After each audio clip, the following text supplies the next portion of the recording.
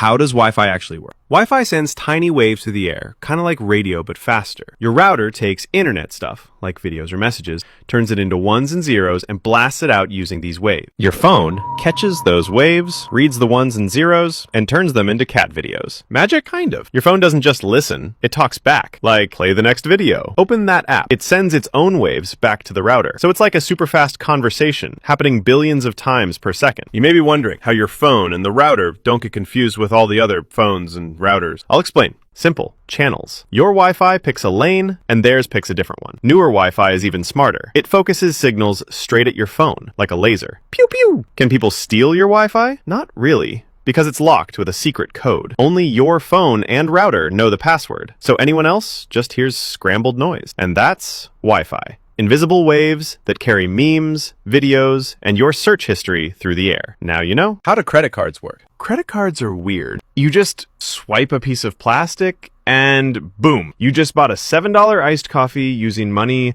you don't have. How is that possible? Well, a credit card is basically saying, hey bank, spot me $7 real quick. I swear I'll pay you back. And the bank's like, okay, but if you don't, I'm charging you interest and maybe your soul. You're not spending your money, you're borrowing the bank's money and paying it back later. When you tap, swipe, or insert the card, your card sends your card number plus secret chip info to the store's payment system. The store says, hey bank, is this person good for $7? The bank checks your account and says, yep, send it through. Or, nope, decline. Shame them publicly. At the end of the month, your bank sends you a bill for everything you borrowed. If you pay it all back, no problem. If you don't, you pay interest, which is basically a crazy tax for not paying on time.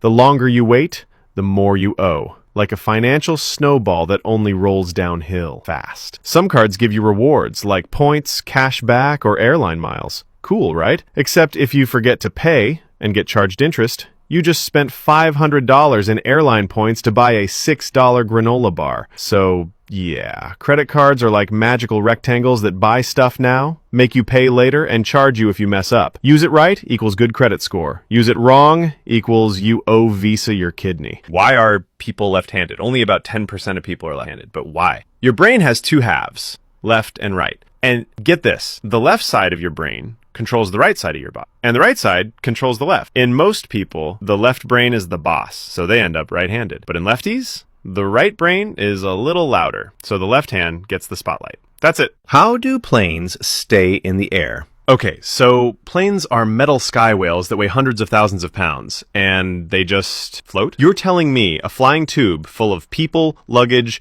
and tiny pretzels doesn't fall straight out of the sky? Let's unpack. Planes' wings use something called lift, which is a fancy science word for air pushing you up harder than gravity pulls you down. Here's the trick. The top of the wing is curved. The bottom is flat. Air moves faster over the top, slower under the bottom. This creates low pressure on top and high pressure underneath. And boom, the plane gets pushed up like a balloon getting punched from below. That's lift, the reason planes yeet themselves into the sky and stay there. The engines, or the giant spinny jet vacuums, create thrust. They push the plane forward really fast. The faster you go, the more air hits the wings, the more lift you get. No speed equals no lift equals metal sky whale becomes metal ground pancake. Planes fly because of four forces. Lift pushes up, weight pulls down, thrust pushes forward, drag tries to ruin your life. Those little flaps on the wings, they move to change how much lift you get. During takeoff and landing, the wings go full transformer mode to stay stable. How do dreams work? Dreams are straight up weird. You go to sleep thinking about breakfast and wake up like, I just gave birth to a dragon on a trampoline while my third grade teacher cheered. How? Why? When you knock out for the night, your body rests, but your brain still cooking. In fact, it goes harder when you're asleep. During a phase called REM sleep, or rapid eye movement, your brain starts lighting up like a Christmas tree on Red Bull. That's when dreams happen. Your brain has a giant simulation engine built in. During REM, it replays memories, smashes random thoughts together, runs fake scenarios, and throws in your ex for no reason. It's like your brain goes, all right, time to test some stuff that makes absolutely no sense. Boom. Dream. Scientists don't really know why we dream, but here are the top theories. Memory sorting. Dreams help organize your thoughts like a messy desktop. Emotional therapy. Your brain's like, let's process that trauma by turning it into a talking walrus. Threat practice. Ancient brain says, let's rehearse being chased by tigers, just in case. Honestly, it might be all of them at once, because your brain's logic filter is asleep too. During dreaming, the part that says, that doesn't make sense, is off, so anything goes. You can fly, breathe underwater, or fight dinosaurs with a spoon. Totally normal. Dreams are your brain's way of processing, simulating, and playing out life. What even is a black hole? Black holes are the final boss of space. Like, imagine something so heavy, so dense, so extra that not even light can escape it. You shine a flashlight at a black hole, too bad. That light is gone, yeeted into the abyss, deleted from reality. Take a giant star. Now let it live its life, burn through its fuel, and get old and cranky. Eventually, the star goes supernova explosion, and the middle part collapses. But it doesn't just collapse, it implodes into itself like a cosmic sinkhole until it's infinitely small. This creates a black hole, a spot in space with so much gravity that it just eats everything. Black holes don't suck stuff in, they pull stuff in with pure gravity. Like Earth's gravity keeps the moon in orbit, a black hole's gravity is like, hey moon, come here, forever. Even light, which is the fastest thing in the universe, can't outrun it. That's why they're black. Because light literally can't bounce back out. At the center is the singularity, a point that's infinitely dense,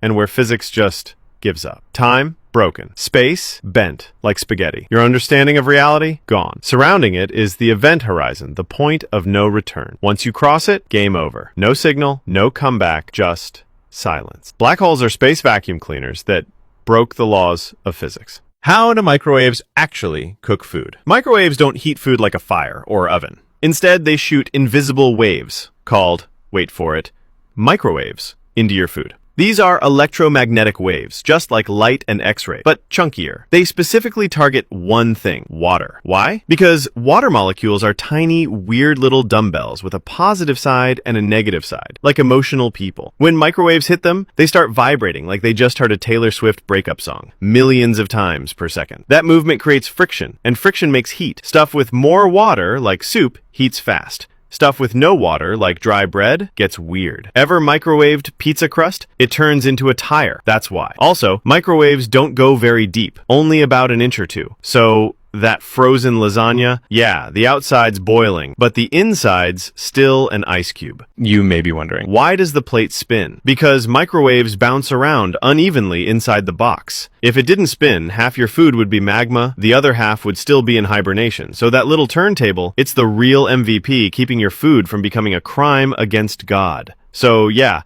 your microwave cooks food by violently shaking water molecules with invisible waves. How does YouTube know what you want to watch? YouTube is scary. You watch one video about raccoons, and suddenly your homepage is like, here's 87 more raccoons. Also, raccoons driving cars. Also, raccoons in space. How does it know? Every time you click, tap, pause, rewind, or cry during a video, YouTube takes notes. What you watched, how long you watched it, what you clicked before and after, whether you liked, commented, or just dipped halfway through. It's not a website. It's a stalker with a clipboard. YouTube's goal? Get you to click and stay. If you click but don't watch for long, no bueno. If you watch forever but didn't click, also meh. But if you click and binge, like it's Netflix in 2013, the algorithm's like, send this person more. Feed them. Your homepage is built by a supercomputer on energy drinks that mixes what you like, what people like you like, what's trending, what you watched 3 years ago at 2 a.m. during a crisis. And yes, it remembers everything. Even that video you regret watching. You know the one. YouTube also compares your habits to millions of other people. If 800,000 people who watched How to Tie a Tie also clicked on How to Adult, YouTube's like, welp, must be related. Recommends it to you instantly. It doesn't know why you want it. It just knows you do. YouTube suggests videos using a brain-melting algorithm, all to keep you watching forever. YouTube doesn't care what you watch. It just wants you to not stop. If you enjoyed this video, YouTube knows you'll like this video right here, so just watch it.